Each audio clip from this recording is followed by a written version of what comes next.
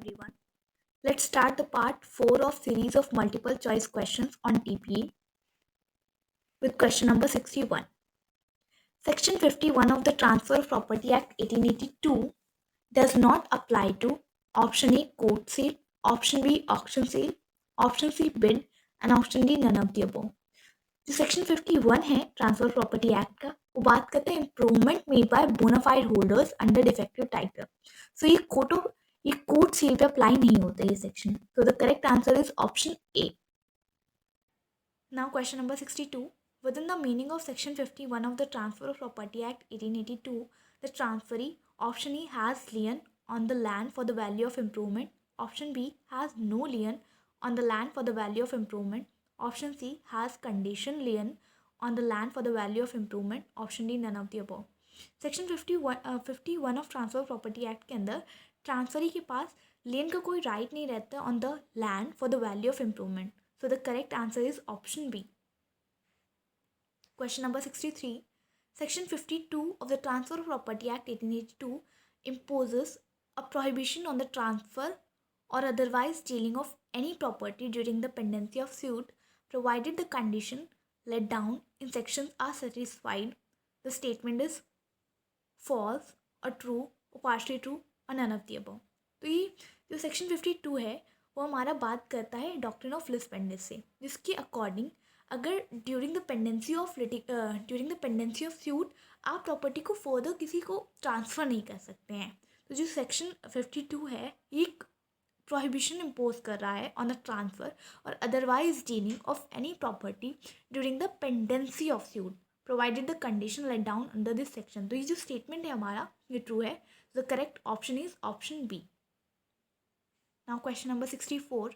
The principal of lis pendens embedded in Section 52 of the Transfer of Property Act 1882 pertains to option A bona fide purchase, option B public policy, option C auction sale and option D none of the above. तो ये जो लिस pendens का principal है जो section 52 में बताया गया है it pertains to public policy. So the correct answer is option B. Now question number 65. Rule of lis pendens is applicable to suits for specific performance of contract to transfer immoral property. The statement is true और false और partially true और none of the above.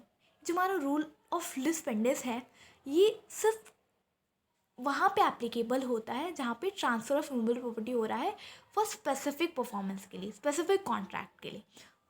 उन transfer of immovable property भी rule of lis pendens apply होगा. तो ये जो statement है हमारा ये ट्रू है. So the correct answer is option A. Now question number 66. Transfer of property does not include option A sale, option B lease, option C will and option D gift. ये जो हमारा transfer of property act है वो basically transfer of immoral property से deal करता है. और transfer of property act के अंदर हम 5 टाइप्स ऑफ ट्रांसफ़र को पढ़ेंगे, जैसे sale, mortgage, lease, exchange, gift. But हम जो ट्रांसफ़र ऑफ प्रॉपर्टी है वो विल को इंक्लूड नहीं करता है इसके अंदर. जो ट्रांसफ़र ऑफ प्रॉपर्टी एक्ट है वो विल को इंक्लूड नहीं करता है. So the correct answer is option C, will. Now question number 67. Section 52 of the Transfer of Property Act 1882 does not apply when the defendant becomes insolvent during the pendency of suit and the state vests in the official assignee. ये जो statement है हमारा बताना है कि true है, false है, partially true है, नन ऑफ द अबव. तो जो सेक्शन 52 है जो डॉक्ट्रिन ऑफ लिस पेंडेंस की बात कर रहा है वो उस केस में अप्लाई नहीं होगा जहाँ पे डिफेंडेंट इंस्टॉलमेंट हो जाता है during the pendency of suit और जो प्रॉपर्टी है वो ऑफिशियल असाइनी में वेस्ट कर जाती है. तो ये हमारा स्टेटमेंट है, ट्रू है. So the correct answer is option B. Now question number 68. The provision of fraudulent transfer is dealt in which section. तो जो सेक्शन हमारा 53 है वो फ्रॉडुलेंट ट्रांसफर की बात करता है. So the correct answer is option D. Now question number 69. Every transfer of immovable property made with intent to defeat or delay the creditors of the transferor shall be voidable. Option A at the option of creditors so defeated or delayed. Option B at the option of debtor. Option C at the option of court and option D none of the above. अगर जो भी transfer of immoral property हो रहा है अगर वो इस intention से है टू डिफीट और delay the creditor of the transfer, तो वो transfer of immovable property voidable होगा किस केस में? At the option of creditor, जिसका इंटरेस्ट जिसको डिफीट या डिले किया जा रहा है, उस केस में वो transfer of immovable property voidable हो जाएगा. सो the correct answer is option A. Now question number 70. A marriage settlement made to defeat and defraud creditor is voidable under Section 53 of Transfer of Property Act 1882. It was held in which case? ये जो marriage settlement है, अगर वो किस defeat और defrauded करने के intention से क्रिएट किया गया तो वो वॉइडेबल होगा अंडर सेक्शन 53. और ये हमारा एलएमएलयू एचई वर्सेस मीनाक्षी केस में बोला गया था कि मैरिज सेटलमेंट अगर डिफीट या डिफॉल्ट करने के इंटेंशन से क्रिएट किया गया तो वॉइडेबल होगा. So the correct answer is option C, LMLU HE versus Meenakshi case. Now question number 71. Under the provision of Section 53 of the Transfer of Property Act 1882, the relinquishment by one co-partner in favor of the another cannot be said to be a transfer unless, option A, it is found to be a device to evade creditors. Option B, it is found to be a device to evade debtors. Option C, it is to be a device to evade the government. And option D, none of the above. Section 53 के अंदर ये जो relinquishment हो रहा है by one copartner in the favour of the another, it can not be said transfer unless it is found to devise to evade creditor. So the correct answer is option A. Now question number 72. Section 53 of the transfer of property act 1882 does not affect option A movable property, option B immovable property, option C only, option B is correct and option D none of the above.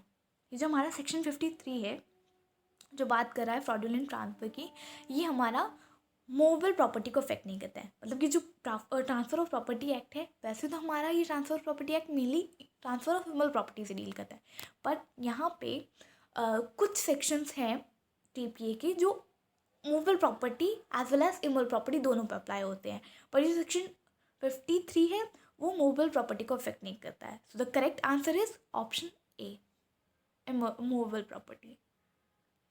Now question number 73. The term creditor used in section 53 of the Transfer of Property Act 1882 includes option A subsequent creditors only, option B creditor at the time of the assignment only, option C both creditors at the time of the assignment as well as subsequent creditors, and option D none of the above. तो section 53 के अंदर जो creditor term use किया गया है वो it includes both creditors at the time of the assignment as well as subsequent creditors. So the correct answer is option C. The term creditor includes both creditors at the time of the assignment as well as subsequent creditors. Now question number 74. The provision of section 53 of the Transfer of Property Act 1882 are not affected by any of the provision. Option A Sales of Goods Act 1930, option B Indian Registration Act 1908, option C Specific Relief Act 1963 and option D Benami Transactions Prohibition Act 1988. ये जो हमारा section 53 है transfer property का act, ये कौन C act की provisions से affect नहीं होता है? तो ये जो सेक्शन 53 है वो बेनामी ट्रांजैक्शन प्रोहिबिशन एक्ट 1988 के प्रोविजन से अफेक्ट नहीं होता है. So the correct answer is option D, benami transaction prohibition act 1988. Now last question, question number 75. The part performance in the transfer of property is provided under which section? तो जो हमारा section 53A है वो बात करता है पार्ट परफॉर्मेंस की, and it was inserted by amendment in 1929.